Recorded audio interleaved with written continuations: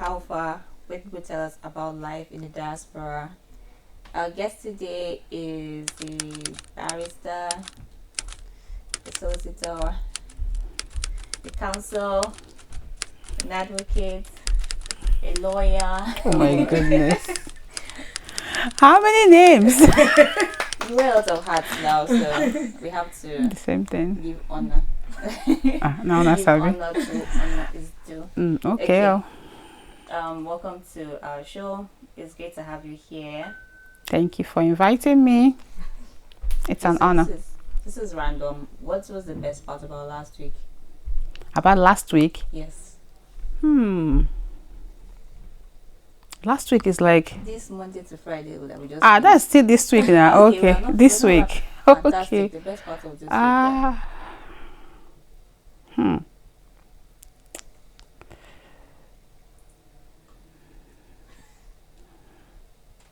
I don't even know. Every part of this week was fine. Anyway, I got invited to act as a committee member in our Ontario-wide what's it called now? Regional Ontario-wide conference. Okay. So I sat with they don't pay, it's free or it's volunteer. It was an honor to be accepted to work in that committee, right? But I was like the youngest lawyer in that group. They also have licensed paralegals though. But the amazing part was I met lawyers who are like 20 years in the bar and they've written books, executive directors, and they're so simple. I was in that meeting, I was like, wow, is this what it feels like to be in the midst of very important people? Yeah, I think that was one of the good things that happened this week. And then, of course, something that happens almost every week. I have the energy to take my kids for martial arts, and I just sit and watch them do silly things and do important things. Martial art is, some people think it's about fighting, but it's not. It's about learning how to respect people, learning how to be honest, learning how to follow rules, and learning how to defend yourself, not just by fighting, but there are other skills. And then learning how to be a useful member of the community, learning how to work with other people. Yeah. So I enjoyed that part. That happens almost every week. So I enjoyed that part really well. It's like my time to relax and just observe. Yeah. That's nice. So can you share a little about I don't know if I want you to say where you're from, but maybe I'll ask you, what brought you to Canada? Okay. I can say where I'm from. I'm from West Africa. Okay. I didn't really want to come to Canada, to be sincere with you. I was this type of lawyer that wanted to advocate human rights for people back home where I'm coming from. So coming to Canada was just, your husband is coming, just follow him. I don't think it's okay that the wife is in one part of the world and the husband is in one part of the world for a very long time. So I just followed my husband. It sounds silly, but that's the truth. That's what happened. I followed him. I have to follow him. He's the head, so I have to follow him. But he came for school though. Okay. Yeah, he came as a student. So when you came, what surprised you about the country? A lot of things, very minute things actually. First of all, I was in an elevator. I greeted people and nobody responded. I'm like, okay. Where I used to live in West Africa, I see people on the street and we greet strangers and we just say good afternoon, good morning, good evening. So I got to the elevator in an apartment and I said good morning. Nobody answered and I'm like, okay. Yeah, and then I wasn't just the only one. I had an Italian classmate when I was in PSW, and she said the same thing. I'm like, okay, so I'm not, I'm not this strange person. Because when I was growing up, my father taught us to greet strangers. So we just walk on the street, me and my siblings, we just greet people. And he told us a story of how a man's life was saved because he was on the street and he said hi to, not hi, Nigeria would hardly say hi. It's good morning, good afternoon, good evening. So he greeted someone on the street and that person saved his life. That I can't remember the details of the story, but that greeting saved that person's life. So as I was growing up, we were always taught to greet people, even if you don't know who they are, especially elders. Yeah. But that was the first shock I had. Secondly, it wasn't a shock though, because I always feel every job is important. I know some people look down on certain jobs, but that wasn't the way I was brought up. I feel if you don't have cleaners, then the executives won't have a clean place to stay. So there will be problem. If a part of a job, a workforce, or an aspect of life is not taken care of, everything will not fall in place. So when I came here, I realized it wasn't a shocker, but it was like a confirmation of what I've always believed, that every job was important. I met cleaners who all their life they've been cleaning and they've bought a house. I've met cleaners who are driving luxury vehicles. I'm like, wow, it's amazing. It is very different from where I'm coming from. So one of the things that I like, anyway, that was like a shock to me, not really a shock, but a confirmation of what I thought should be, was every job is important. It's very interesting. So what's one funny or memorable moment from, or maybe let me ask this one first. You came here how long ago? I came in 2012. Okay. March 2012. So it's about 13, 14 years. Yeah, about 13 years, yes. 13 years and some months, yeah. So when you said you came here with your husband and he was studying, so what were you doing? You know, one of the mistakes I made, I didn't want to come to Canada sincerely, but one of the mistakes I made was I should have started my professional transition before I left West Africa. So when I came, I had to start from the beginning. And because my husband was a PhD student, I needed to, they were not paying him so much, it was a scholarship, but the living allowance was, it could barely pay rent. And then rent was even very affordable. We're paying $750 for a 2-bedroom at that time. Wow. It was an apartment. Yeah. We still have that apartment, by the way, but we don't live there, but it's still, we still pay rent in the apartment. There's another arrangement. Anyway, that's by the way. I had to start processing my my credentials from back home, so I can practice law in Canada. That took a while. It was mostly online, so I would do the accreditation. I have to send my credentials from back home, do WES assessment, and they would give me courses to write. They gave me 5 at that time. But while I was doing that, because we needed money to pay rent and buy food, of course, luckily there were no children at that time. Even though I was worrying, I need to have babies, but I wish I enjoyed that time without thinking too much about babies. Before I move on, let me say something. So I've learned, and I have mentors who are way older than me. They said to me, most of them said to me, my husband would say I have a lot of mentors, but that's fine. I learn from people. Whatever stage in life you are, just enjoy it. No matter how difficult you think it is. I wish I enjoyed when I didn't have children, like just enjoy that time, but I was just focused on, I want to have a baby, I want to have babies. and I didn't enjoy myself. So I was like, go to work, go to church, pray about having babies, fast about having babies. It was an obsession. It's not good. People were telling me then, enjoy where you are at, but I was like, no, you people don't understand. You're not in my shoes, you don't get it.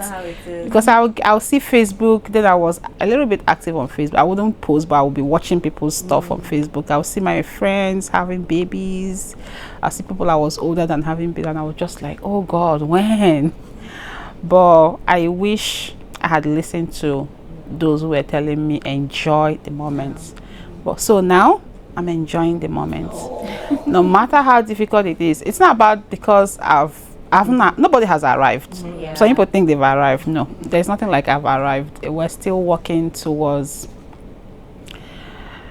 making more impact in the community, serving God more, changing the negative narratives in our history, whatever it is, making little impacts anywhere we find ourselves. So what I did then, so I'm just digressing, what I did then was try to get my credentials assessed, so I can either go to law school or write the accredited assessed courses, and then get my law degree, my license here. But while I was doing that, I worked in Tim Hortons. Yeah, in fact, someone in our church, Potter's House, like I mentioned Potter's House, right? Yeah. Potter's House, RCCG, someone in our church helped me get, I was applying. Then there was this big thing about Canadian experience. Even for cleaning jobs, I applied. They did not even call me. And me, I can clean. Oh my goodness. If you ask my husband, he thinks I'm a clean freak. My house is not, for me, I feel like my house is always dirty. And people say, your house is so clean. Like, please stop. It's not. So at some point, I thought I had is it OCD they call it? Yeah. But I don't think I have that, God forbid. But anyway, I just like clean house. So I was thinking I'll get a cleaning job very fast. And it's easy job, I can do it. Like I was not invited. In fact, one of the supervisors that cleans recommended me. They did not invite me for interview, let alone take me. So Tim Hortons, I've applied to other places until that sister in our church, I don't even know if I should mention her name. They have an African store. I shouldn't mention her name. But yeah, they had the first or the second African store in the region of Waterloo. And they're still wasting strong. They have 2 stores now. SMK. I have to mention the name. They're on Facebook, they're everywhere, so it's SMK. Patronize them. Yeah, very good. So the wife was the one that helped me the woman was the one that helped me to get the Tim Hortons job. But that job, that shift I took, nobody wanted it. It was 4:30 a.m. till 10:30 a.m. I think it was about 6 hours. So I didn't have a car.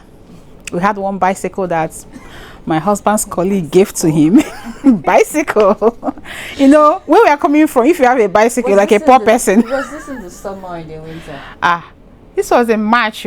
So I got that job in April. I think it was April, May I got that job. Of course, I like winter.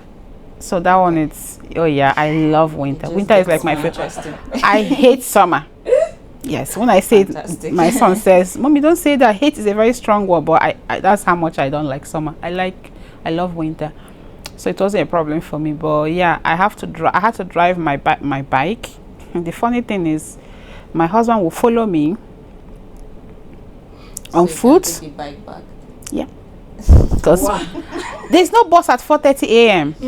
So I had to leave my house because. Anyway, the good thing was the Tim Hortons store was close to my house. So it was just 10 minutes from bicycle ride from my house to Tim Hortons. So I have to leave like 15 minutes before 4:30 so I can open the store at 4:30 and start baking. I was the baker. It was a very fun job. I loved it. So I did that Tim Hortons, and then I got another job at the university. Similar to Tim Hortons. I was doing Subway and then the university cafeteria. Yeah. But that one was just 3 hours, 4 hours shift. So I was doing that while I was still going to the library to read and prepare for my law exams. Yeah, so that's what I was doing.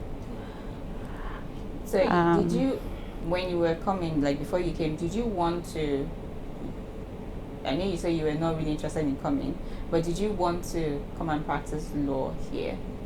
Or was it just when you got here after where you're like, okay, let me do something? I wanted to come and practice law, but I wasn't sure if being a lawyer here would be useful to my community. I wasn't sure. So I was kind of, okay, let me just do the assessment, prepare for the exams, but maybe I'll change my career. It's easy to change career in Canada than West Africa. So I decided to, as I was doing those two jobs, those two restaurant jobs, I don't call, not restaurant, fast food work, another person in our church, to a sister, told me to try PSW, so personal support worker, because I told her I wanted to be a nurse. When I was a little girl, my aim was to be a nurse, but because I didn't like chemistry, I hated chemistry. And the reason I hated chemistry because I had a very good chemistry teacher, but the school I went to was a model school. So one particular year they had so many students. We had classes A to K, no, KLM, M as a monkey, M, and each class was 50 students, and all of us were expected to all go to the chemistry lab. So that's around 500 and something students. I don't know, but anyway, we're more than 500. And because I had a class before the chemistry class, by the time I get to the lab, I'm at the very back. I couldn't hear the teacher. So I'll try to read my chemistry textbook, that gigantic chemistry textbook. I think is it Ababio? I can't remember the name. I think it's Ababio. Yeah. Oh, that book dealt with me. I tried to read it. I wasn't understanding it. I'm like, you know what? I'm done with chemistry. So I just went to art class. And then I realized, yeah, I like to advocate for people. Because when I was in secondary school, I was bullied a lot until one day I stood up for myself. Wow. And then after then, I became the advocate of those who were bullied. So I started thinking to myself, maybe I can be a good lawyer, you know. But yeah, I did that. And what was the question again? Have I answered the question? Yes. Have I? Okay, I talk too much. Sorry. One of the things I tell people when they ask me to come and talk is I talk too much. I'm sorry. Don't worry, everybody that comes here is a certified yapper. Okay. We welcome everyone. So you've explained, you know, what you were doing when you came here, but I want you to.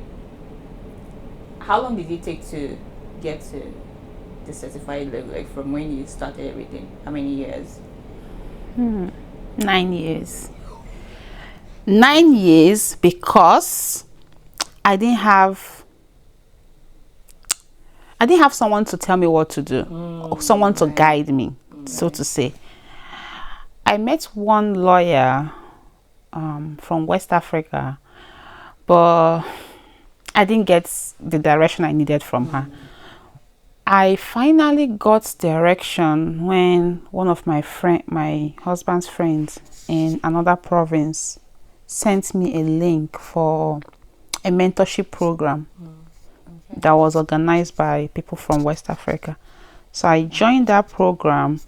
It was in person in Brampton, and that was how I had a good direction of what I needed to do.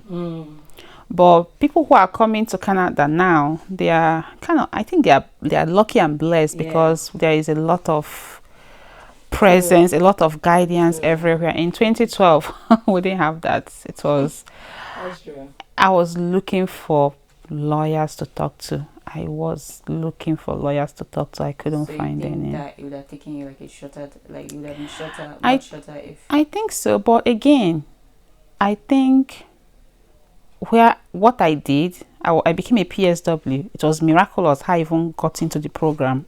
I'll tell that story later. But I think that 9 years was where God wanted me to be. I don't have any regrets for those 9 years. I built, we call it social capital. So I built contacts, connections that I'm leveraging on right now to have a successful law career. Maybe if I had just gone into the law practice, maybe I won't have this. I didn't just go to law school. Anyway, I went to law school to do masters, and then I had the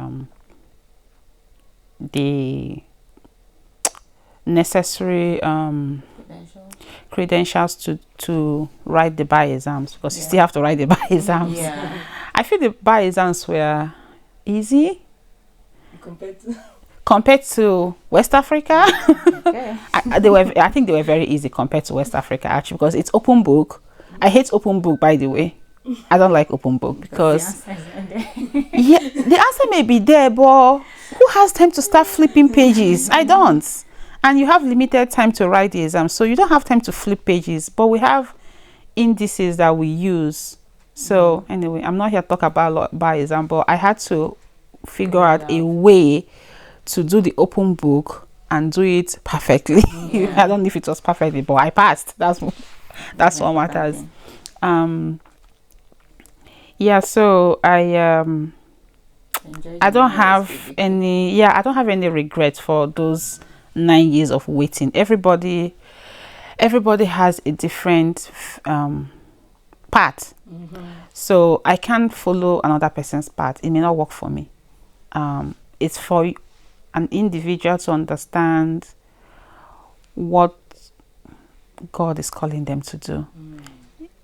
I always say God is the center of everything I do. So sorry, I'll keep mentioning God because I can't do without God. So those 9 years were, for me, they were enjoyable.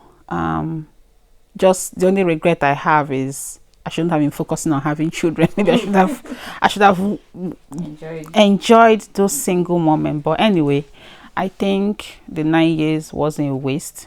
It was useful. I was a PSW for 9 years. I was a licensed paralegal for about 2 years. So I had to go to college. So I went to, maybe I should tell the PSW story now. You went to school for PSW? Mm-hmm. And, I went to... And then you were also like applying to be a lawyer while you were doing that? I was applying to be a lawyer while I was doing all that. So when you have the law assessment, you have 5 years to complete the requirements and write the bar exam. So that 5 years, I became a PSW. I did my paralegal program. The PSW one, why I think God wanted me to be a PSW is, it's not for everybody, but I think it was for me. That lady in Potter's house told me, since you want to be a nurse, I think you should start with PSW because you don't have chemistry. I'm like, okay. So I was on work permit. I didn't have permanent residence. And the program was for only people that had permanent residence. And it was free. If you don't have permanent residence, you have to pay $10,000. I don't have $10,000 to pay. I was working in Tim Hortons, for crying out loud.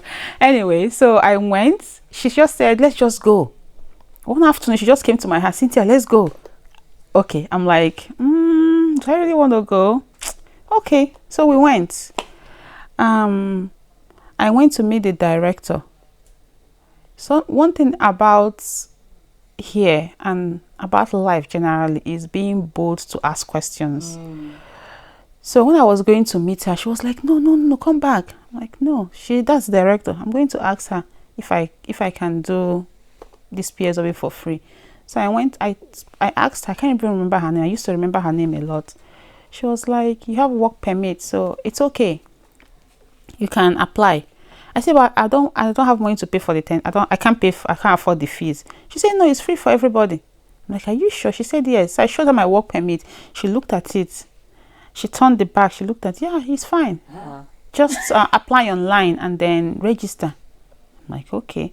So we sat down for the information session, and then I registered online. I was waiting for them to say pay. Nobody asked me to pay. So the day I went to register in person, the receptionist told me I was supposed to pay. I said, no, but I was told I don't need to pay. Yeah. So she said, I told her the person's name. So she called the lady. She called her the first time. She didn't answer. She called her the second time. She didn't answer. She was like, okay, since she told you that, I'll register you. So she registered me. I'm like, okay, because I was very reluctant to do the PSW program. But I said, if God wants me to do this, then that 10,000, He'll figure it out. So I left. I was still waiting for them to ask me to pay. I kept waiting and waiting and waiting. So the lady told me if I need to pay, that they will let me know. Nope. They just sent me admission and told me when to start school. So I went to school. The first day, the second day, I was still worried. Should I go and ask them again? I said, no, but if they want me to pay, they will tell me that I need to pay. So anyway, that's how you did it. That was it, nothing. So I told another person that this is what happened to me. So she went, and they told her she needed to get apply for a PR before they can accept her. Even if she hasn't gotten the PR, that she just needs to apply and show that she has applied, that they will let her do the school. So I was now wondering why.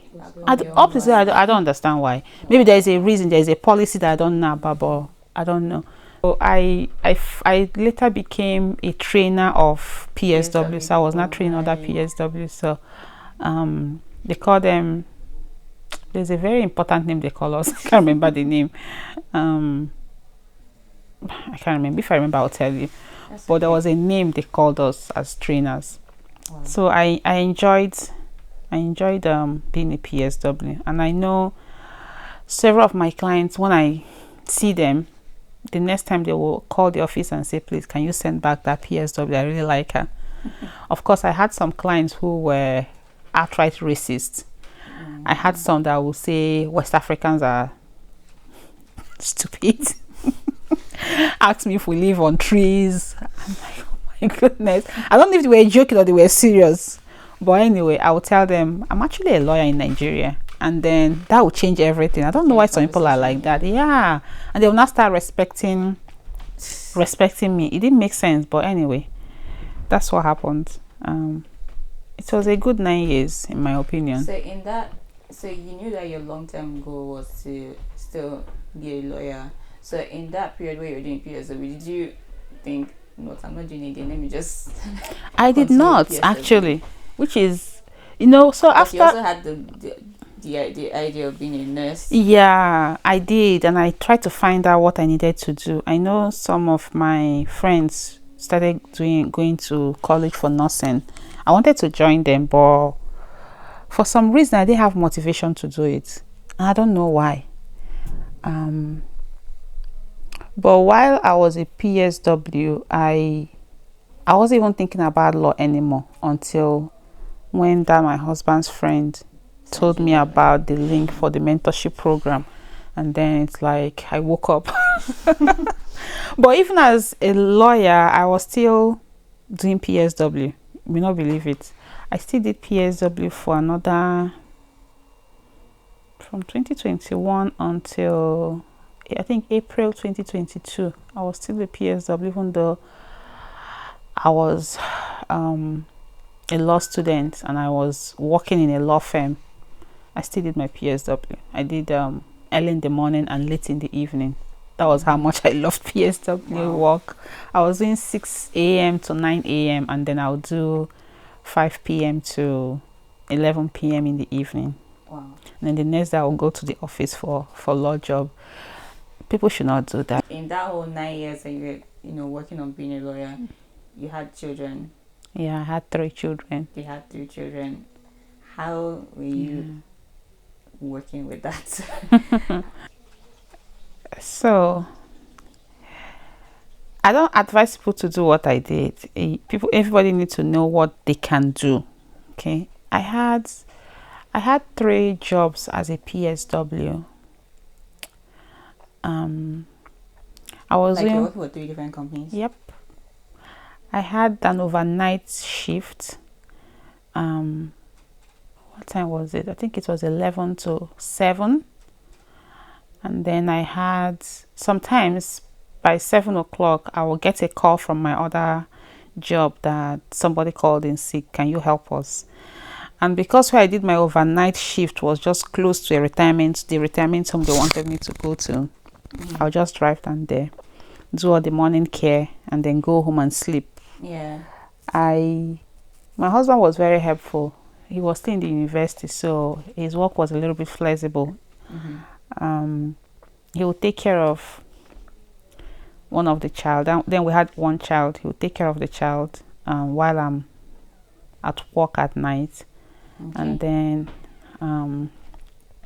in the morning, he would dress the child if I'm still at work and take him. He was a very helpful partner, and take him to daycare. So I'll come back, I will sleep. Wow. I'll sleep for about 4-5 hours. I have to take medication so I can sleep. If not, I won't sleep. Yeah. I have to take melatonin. I'll sleep for about 5 hours, and then I was going to the gym too. So I'll go to the gym. Yeah, I'll go to the gym. Either around 3:30. I'll just do 45 minutes, and I'll go and pick my son, take him home. Yeah. Wait for the dad to come back, and then Go for another shift. I'll go for the evening shift. Then from the evening shift, I'll go directly to the overnight shift. The other job I had, the third job, I didn't get a lot of shifts. So the days, I think I was getting 3 shifts a week because I intentionally chose casual. Yeah. So I think I was working, I didn't have any shift on Monday. I think it was Tuesday, Thursday and Friday. So those were the very busy days. And the shift was from, I think it was 7 to 1 p.m. So if I do overnight, I will now go to the other shift, the other job, and then I will go home. And those days I had the 3 jobs at the same time. I won't go to the gym because that was just too much. I'll go home and sleep. Yeah. I'll wake up, Jump up again. pick the baby, and then Go to daycare. go back to work. Then go So to work. it was like round the clock. You're just moving I was around the just clock. moving, sleeping 3 to 4 hours, 5 hours. I was just moving. But there was one good thing that God helped me to be able to balance. I was teaching children in church, Sunday school. I think it was 10 a.m. or 10:30. I can't remember. It's around 12:30.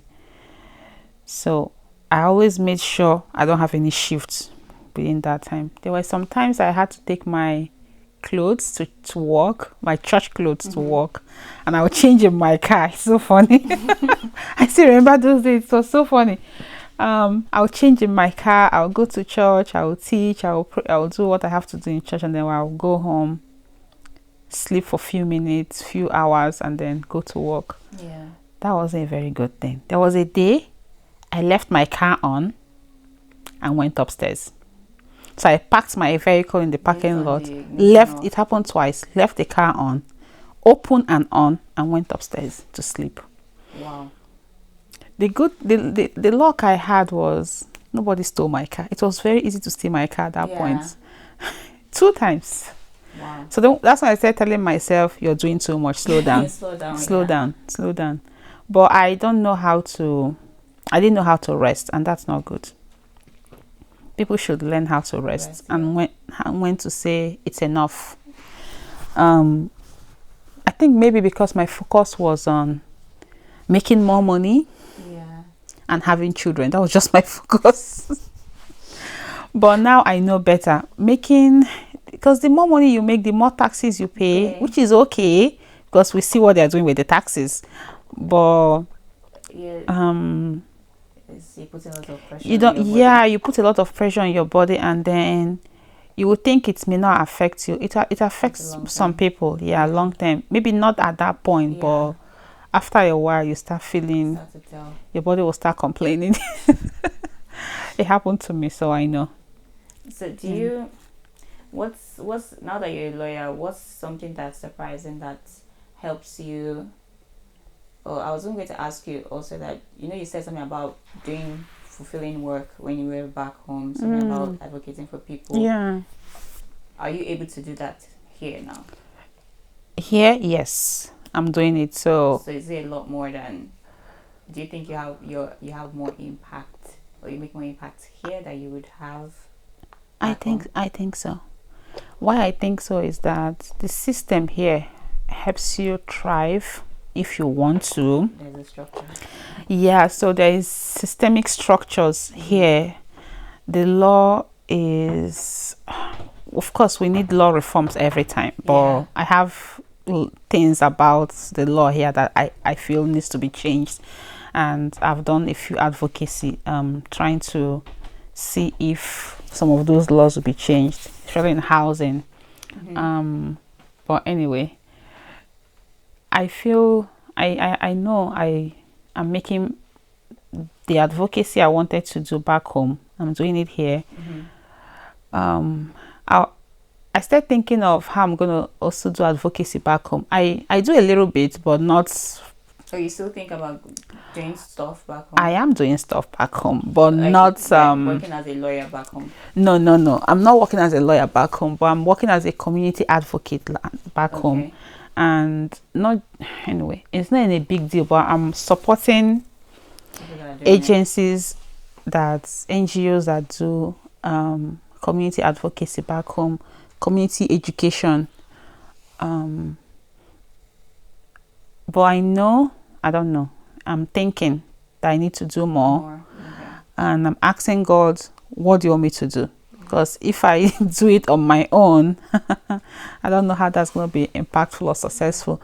But the question I've been asking God is, what do you need me to do? That I know there is something you want me to do. I don't think what I'm doing is enough. And until I hear a clear instruction of what I need to do, I don't need to move anywhere. Right now, I'm just supporting people who are doing those work in rural communities currently. But those legal reforms we are looking for back home, it's only God that will help us. I have a lot of lawyer friends back home, and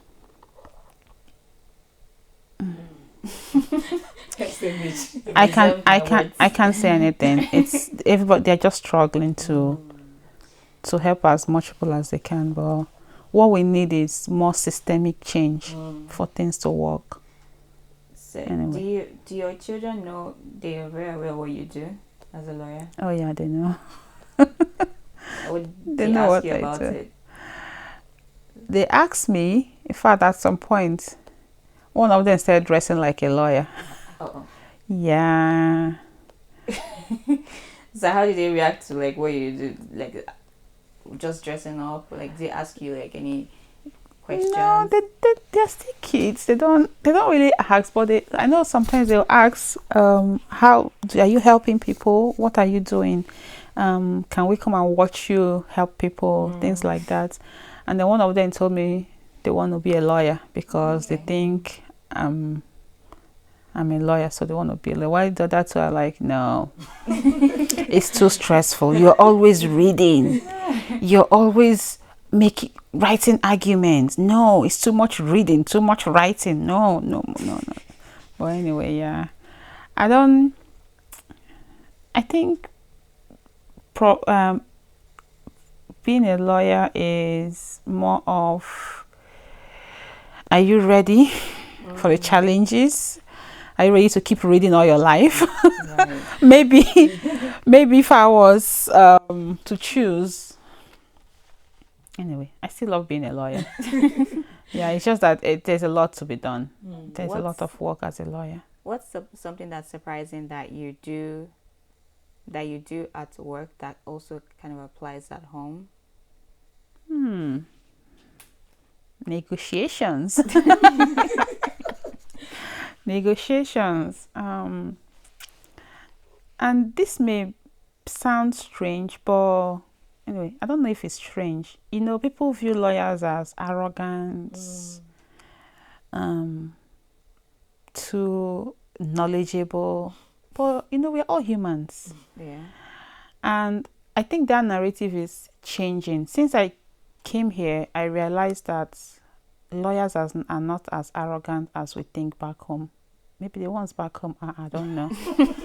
But there are some that are like that here. I've seen some in courts and in tribunals, and I'm like, just be a human first of all before being a lawyer.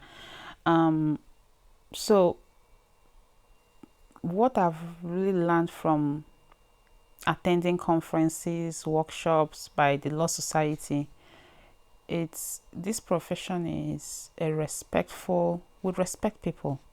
We help people, so we have to respect the people we help. For me to do a successful negotiation, the first thing is respect, connection. Instead of trying to pull someone down or trying to take advantage of someone, no, that's actually unethical. It's seriously, it is both in back home and here under the rules of professional ethics. It's wrong, but I see people do it, and I don't know why. So I try to bring that, the way I respect my clients and the opposing parties, I try to bring that into my home too, and try to teach my children how to negotiate. If you can negotiate respectfully, a lot of cases won't be going to court. So you say you teach them how to negotiate. Oh yeah. Did they use it on you? They do. Trust me, they do. When I was telling them that when you want to negotiate, you need to listen, you need to be respectful. Yeah. And then sometimes you need to give something, you need to compromise, you need to give something that's something that you know they want, so they need. Yeah, like you need to be open to Incentives. So, yeah, something like that. So maybe you know the person I'm talking about, the one that would always, anyway, it's a she. She would always, she wants to negotiate everything, and then she'll be like, you taught me. So Wow, yeah, she's the one that says she wants to be a lawyer. Yeah. She wants to be a lawyer, she wants to be an engineer, firefighter, nurse, doctor. Right. And then she asked me, how can't I be everything? I can be everything, you know. I'm like, I don't know if you can be everything, but you need to focus. She'll eventually figure it out. Yeah, she will. She will. So what advice would you give somebody in your shoes, or that was in your shoes when I first came? Yeah. Don't chase money. No, seriously. It may sound like what is she talking about? How will I pay my bills? There is an ethnic group that I started learning from. I don't know if I can mention them. I think it's a good thing for them actually. Chinese people. I had a few Chinese clients. I like the way those people live their life. They build generational wealth. You don't see them. Anyway, this is my observation. Maybe I may be wrong. I don't feel like they chase money. They do things and then money chase them. That's why I see it. Maybe I may be wrong, and they build their community. I had a Chinese client. There were 3 families in this gigantic house, very big house. And so when I was talking to the daughter-in-law, she told me that what they do is when they decided they were leaving their country, they came here. Her husband came first, brought the brother, and 2 of them bought a house together. That was years ago. And they had simple jobs, just one job. Then I was in 3 jobs, right? They had one job each, and they bought the house, and then they kind of pooled money and invited the wife of one, pooled money, invited the wife of the other person, and they started having children. And what they did was one of the women had no job. Her responsibility was to take care of all the children. She told me this. I was like, why is she telling me this? But now, when I started thinking about it, I'm like, that makes a lot of sense. So after 3 people that have a job, 1 person has no job, all she does is take care of the children. And they are saving money to buy a second house. And so they buy a second house, and they remove the name of 1 person from the house, put the husband and wife's name in that house. In fact, the day when she was talking to me, they had 3 houses, 3 big houses on the same street. So I was not like, how did you manage to get 3 big houses on the same streets? She just waved me like this. That one is a story for another day. But what am I trying to say? They had a plan. They helped each other, and they built wealth. So now they have 3 houses for their children. And she said they were going to buy more houses. I don't know if this is how all of them behave, but this is one thing I learned from one person. Yeah. The other Chinese people I know, my clients, the man worked all through. The wife had no job. All she did was Your PSW clients. PSW clients. The man had a job in a factory. 1 job, 12 hours shift. And the woman was taking care of the children and the home. That was all she did. They drove the car they wanted to drive. They bought the house they wanted to buy. There was another one, they were in an apartment. The man had a job, the wife had no job. And that was how they lived their life. So what I'm saying, don't chase money. When we chase money only, we forget why we are even living. And it's like, money. I have to have 3 jobs so I can save more money. No, I had 3 jobs. So I was in the middle tax brackets. And that's what people don't realize. There are tax brackets, right?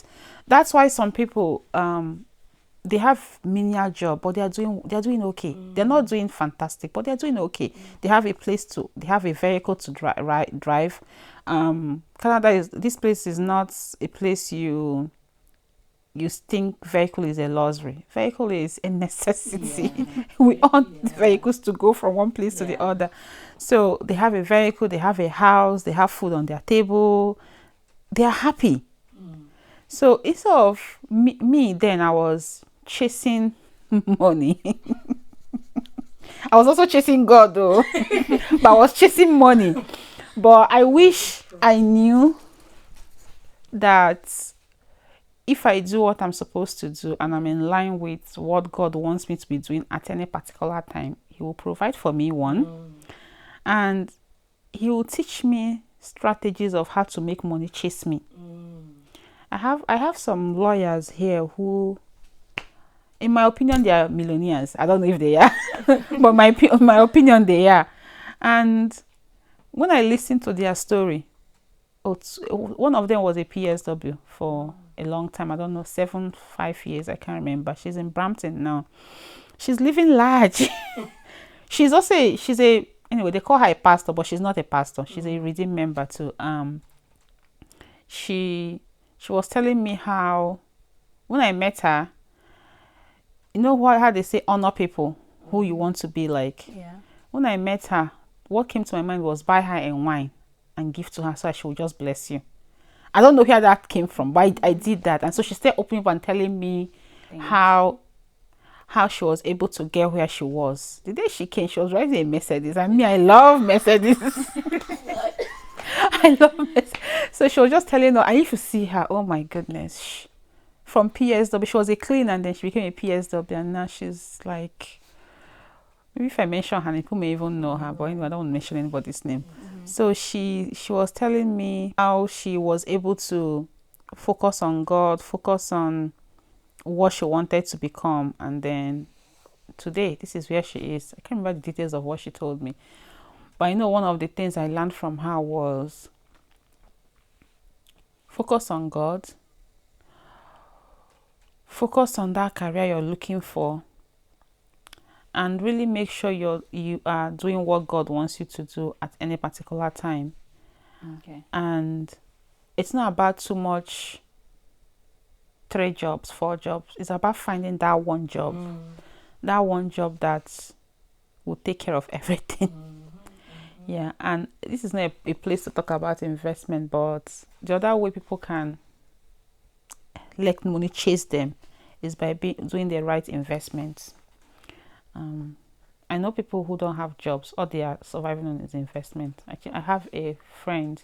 Investment? You mean real estate Stocks. or I mean, I don't. Anyway, these days real estate is not a good investment, in my opinion. Anyway, anybody can disagree with me, but so stocks. I don't think. Yeah, stocks. Mutual funds are like baby Somewhere investments. If you don't want to take risk, yeah. that's what I do because I hate risk. But there are other people who are very aggressive. I know I have friends who all they do is stocks. Wow. And they are happy. They are paying their mortgage. They are fine. Wow. So if we focus on God and let God show us what we need to do. We won't have to be chasing money. Money will start chasing us. Amen. And one thing that is very important one thing I learned from Chinese people, from the ones I've spoken to anyway, I'm not speaking for everybody, I can't make that generalization, is taking care of their children while also looking for money. Like I don't know if you remember when I said the lady explained to me that one woman will stay at home and take care of the children while 3 people have a job. Yeah. So we can't neglect children because we are chasing money. That's our generation we are destroying right there. Because I know people that have come to me and say, oh, my child has been arrested. My child has been charged. This child is just 15 years old or 11 years old.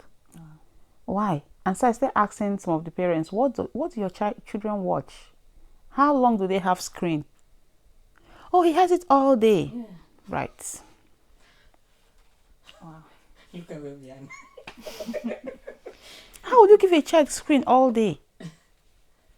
Those Chinese people, when I go to their house, you see those children playing with toy or books. I'm not even kidding.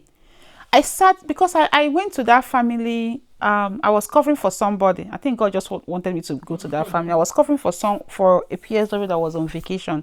So I went there. I think I went there about 4 times. I think I went there about 4 times. In fact, I'm seeing the picture of that. They are beautiful. The neighborhood was so beautiful. It's in Kitchener here. So I always saw those children. The TV was never on. In fact, now that I'm thinking about it, I don't think there was a TV in that living room. No, seriously, I'm not even kidding. There was no TV in that living room. Wow. Oh, I can't remember. But all I know is those children were always either playing with toys in the backyard or inside the living room, or they had books that they were playing with. Wow. So, and when our first child was growing up, I know my husband would always say no TV. And me, I thought, all those Cocomelon, all those alphabet stuff, I thought, oh, that will help him learn. No. He said, no, screen is not good for children. It can be a reward for good behavior afterwards, but that shouldn't be what we'll be teaching our children. And these days that rubbish is on, I'm telling you, everything is everywhere. Both the bad, the good, the ugly, it's everywhere. And just a click of a button, they find things they shouldn't be finding. A child shouldn't be left with a laptop by themselves, or iPad by themselves, or even TV by themselves. I don't think it's okay. Anyway, thank God for the husband I have. He insisted no TV. I was kind of upset with him that time because I'm like, at least 1 hour. Like, nope. No, it's a reward. It's not a learning. It's not for learning. It's for, anyway, it can be used for learning, but it should be reduced. That's good. Thank you very much for coming on our show today. You're welcome. You had like a lot of. I'm sorry I talked too A much. lot of words. A lot of words of is it wisdom? Yeah. A lot of words of wisdom. I never reached that side though. I'm still coming. You tell us a lot of But it's wisdom. just my Should I do experience. recap for you? No, You don't told us recap. not chase money. You told us Let money chase you. to let money chase us. I didn't say you shouldn't walk, but let money chase you. You know, you're going to shout. You don't pay your bills, so landlord will evict the person. I You beg. told us to have mentor. You told us a lot of things now. Yeah, it's good to have a mentor. Yeah. Very important. Yeah. Are you taking me? Are you taking mentees? That's a good question. Are you taking mentees? Very funny. Are you a millennial? Let me find Did I buy you Aye. wine? I don't know. I Please, can I do. will I can buy you wine. You can bless me. Anyway, thank you so much for joining us on our show today. Come. If you want to see more of these, please like, share, subscribe to the channel, put your comments, ask your questions as well. We'd love to hear from you watching us. Thank you once again. This is How Far.